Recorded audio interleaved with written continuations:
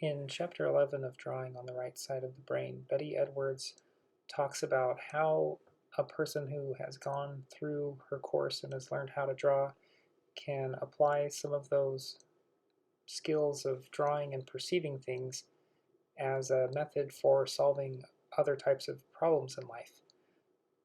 She talks about how the left side of the brain is something that's more easily recreated in current computer applications, and the right side is harder for a computer to duplicate.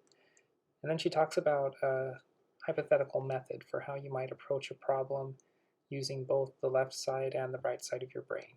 And for the right side, you use an application of these perception skills, perceiving edges and spaces, relationships, and light and darkness, to identify the different elements of a problem. And then you combine those perceptions with the left side mode to come up with a more creative solution to problems that you're facing. She also posits a theory that maybe in ancient times this is something that prehistoric peoples did regularly. They used this more right side mode to solve problems. Finally, in Chapter 12, Betty Edwards gives some ideas and some encouragement about how you can proceed from here and further cultivate your style and your creativity. With the final exercises in the exercise book, Betty Edwards is encouraging learners to try some new things. She introduces a few new techniques, a few new tools to help reinforce the lessons that are already covered in the book. In this first exercise, you try to recreate a self-portrait that Pablo Picasso drew when he was a fairly young artist. You start with pencil and you color in these details of the face, and they're pretty minimal details, and you recognize right away that large chunks of the drawing are actually just pure black. They're just produced by putting ink on the page rather than using a pencil. Um, the ink that I bought for this exercise was just some waterproof black ink that I got at the craft store. It was fairly inexpensive, maybe $4 or $5 for a jar of it that seems like it's going to last quite a while. As I was drawing this, I was noticing, like with some of the other exercises lately, that I was moving a little bit more quickly, wasn't erasing as much, and that I was able to get more of a sense for the proportions and for the dimensions and where things were fitting on the page a little more quickly than I had in the past. I'm still making mistakes all throughout and still second guessing myself, but maybe not quite as much as I had been with some of the first exercises. And just the fact that I'm moving through the exercise a little more quickly and making progress a little more quickly makes it a little more fun. It's a little less agonizing. Um, Obviously, the end results are still nowhere near professional, but they are uh, being achieved more quickly, and so I feel like I'm moving on and making it more enjoyable. This exercise again demonstrates that a lot of the detail that we perceive in a picture is often made up by our own minds and isn't actually in the picture. There are big chunks of black here where there is no detail, but we somehow see it. The next exercise got me out of the house a bit. I had to find a corner of town to draw, and she tells you to find an ugly corner, but I didn't want to uh, mischaracterize something as being ugly. This is a pretty small town. I don't want to make my neighbors feel bad by calling any particular part of town ugly, but I thought this section had some visual interest with the steeple and the brickwork and everything. So I started with the steeple when I started drawing. I figured if I could get the steeple of this church located correctly on the drawing and then get it depicted somewhat accurately, that I could build from that. The rest of the composition would come together better if I could get the steeple right. And it was pretty tricky to try and get this three-dimensional shape reduced to 2 dimensions. Um, I sort of forgot the lesson about drawing negative spaces first. I was definitely just drawing the positive space here as I started, but as I went on and put together the other parts of buildings as they connected to each other, I remembered those lessons a little better and was able to start pulling it together without fussing too much over the right size and proportion of the actual objects, but just focusing on the negative space.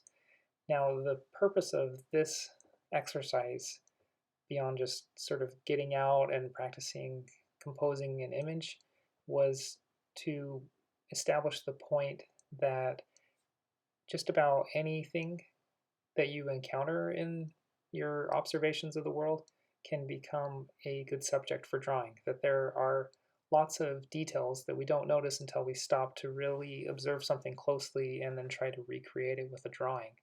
And so this exercise is to have you look at a quote unquote ugly corner or an ugly area of your local neighborhood and see that there's actually a lot of beauty or at least interest there as you're drawing it. I definitely found that to be true.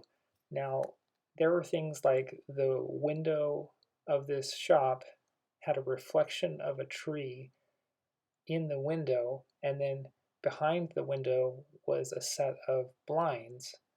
And so trying to draw the window with the blinds behind it and the reflection of the tree on it, that was really challenging. And that really made me think in a way that I don't normally think in my just day-to-day work or my day-to-day habits. And so that was a new challenge for me for sure. Other things like just the perspective, that it surprised me how big this building in the foreground loomed over everything else, and how that looked wrong to me as I was drawing it, but then as I stepped back and compared it to the picture, that was actually right, that the building in the foreground really did take up that much space. Other things I could see that I clearly need to work on are things like alignment and like, for example, the way the brick detail on this store in the foreground lined up. It's pretty off kilter. Doesn't really match the axis of the perspective lines. I don't know if I'm using the right terms, but then trying to get in details like the siding on the building that was between the store in the foreground and the church in the background, getting the shingles right on the roof, all of these little details, I was not sure how to depict them correctly because the detail is so fine that I lose track of where I'm at in the reference picture. Then on top of that, things like the tree off to the side. How do I depict all these branches? I can't really accurately go from one branch on a picture and then put it into my drawing correctly, and so I end up just with all these sort of interlocking squiggles, and I'm trying to get the rough uh, shape of the tree correct, even though I'm not reproducing it branch by branch.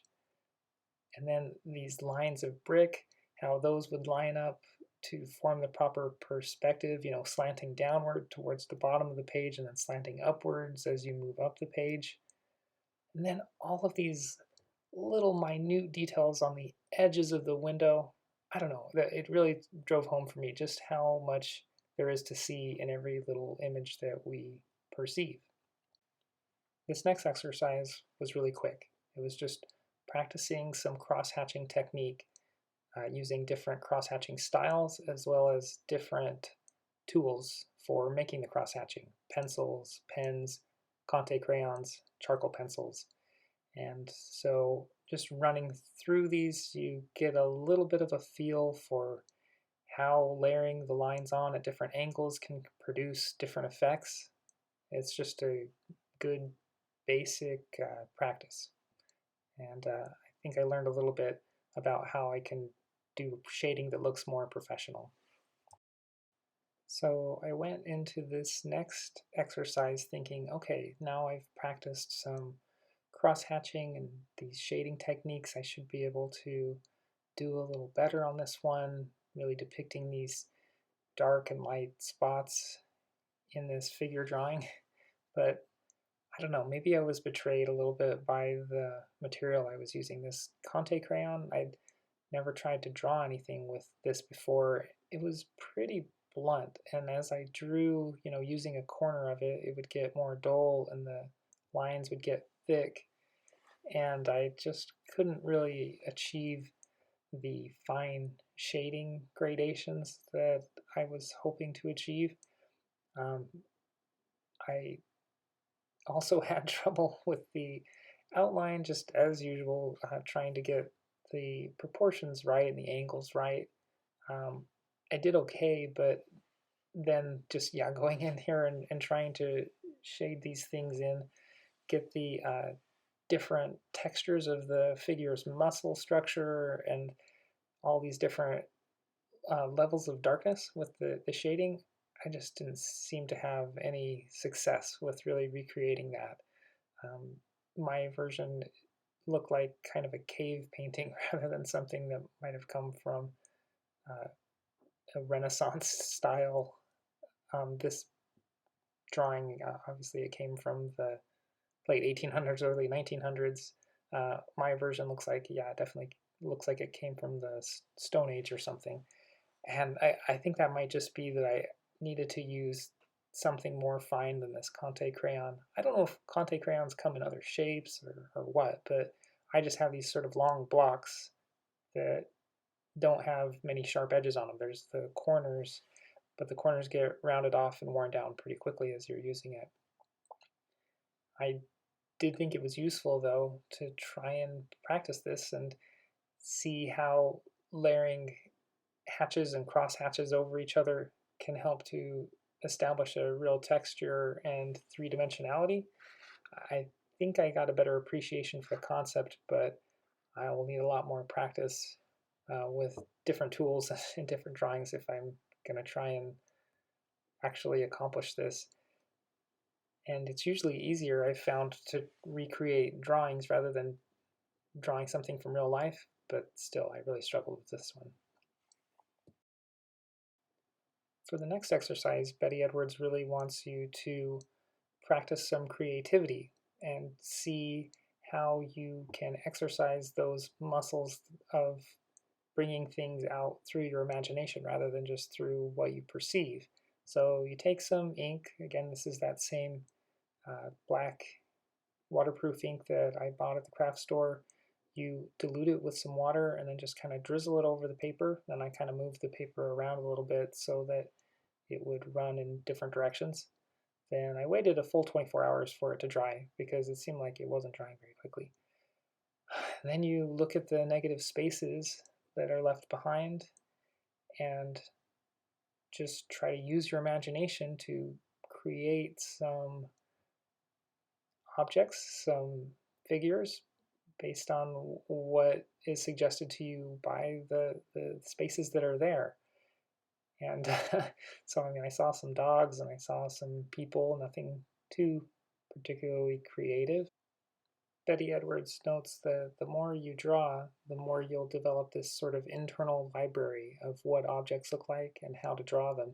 So you can start to draw things from imagination and have convincing drawings because you'll have some experience in how to already create these drawings from life, and then so you can pull them back up and create them when you want to, just on command. Now, I haven't had a lot of experience drawing things, so this was tough for me. For the very last exercise in the book, you take a piece of paper, fold it in quarters, and then cut a 1/4 inch off of the corner so you create a 1/2 inch by 1/2 inch viewing window. Then you place that viewing window over some object so that you're only seeing a very small portion of it, and you blow up that small portion into a larger format so that you're really trying to depict every little detail of that small section. So I took this little viewing window and I placed it over a set of binoculars at the hinge point, and then tried to draw every little shape and shadow and texture that I could see. Now, looking back on this, I think I might have made a mistake in trying to draw something so dark because some of the shadows were so deep and dark there that I really had a hard time seeing the details to recreate them. And then also trying to get that real dark black shadow onto the page using a pencil was tough too. And so I was trying to use some of that hatching and cross hatching that I practiced earlier to get those dark spots. The nice thing about this exercise was it was another example of how anything can be interesting if you're paying enough attention to it and really trying to draw it accurately. Just this little section of a set of binoculars has a lot of interesting different shapes, and the way the light hits the different surfaces can be fun to explore and observe closely. And so she's making the point here that you should never lack for subject matter to draw if you're looking to practice drawing.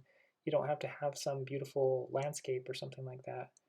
You can draw anything and it will be worthwhile and rewarding.